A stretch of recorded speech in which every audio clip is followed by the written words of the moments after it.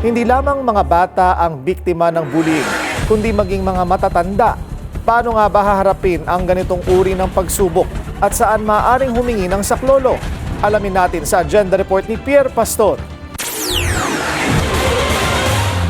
Matanda na, in fact, professional na makaranas ng pambubuli si Ellen Perez. Ito ay dahil nauubos ang kanyang buhok dahil sa sakit na alopecia areata. Because I host events as well, doon na naman sinasabi ng mga client ko, may gagawin ka ba sa ulo mo? Or may ilalagay ka ba dyan? Pwede bang ganito, ganyan?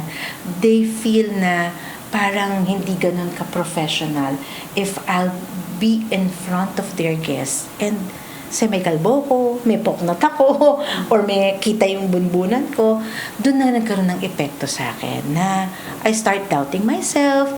Hindi daw niya naranasan ito nung bata siya dahil lagi siyang ina-assure ng kanyang pamilya na mahalaga siya at ang kanyang sakit does not define her. My father is very supportive.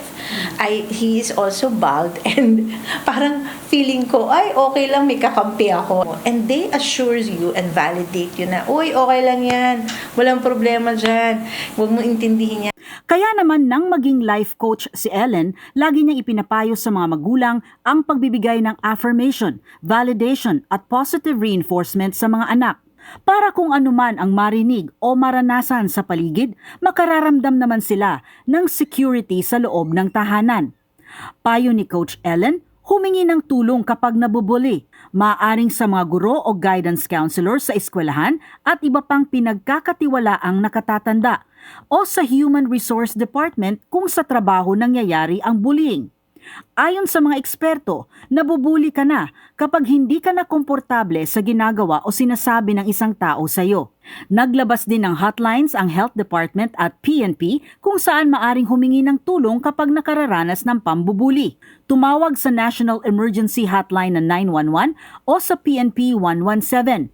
Pwede rin sa mga numero ni Aling Pulis na 0919-777-7377 o 0966-725-5961. At sa PNP Women and Children Protection Center sa 8532-6690 o sa Makabata Helpline 1383. Para sa Agenda, Pierre Pastor, Billionaire News Channel. Manatiling nakatutok sa Billionaire News Channel, sumubaybay sa aming social media accounts at mag-subscribe sa aming YouTube channel para sa mga eksklusibong balita at storya.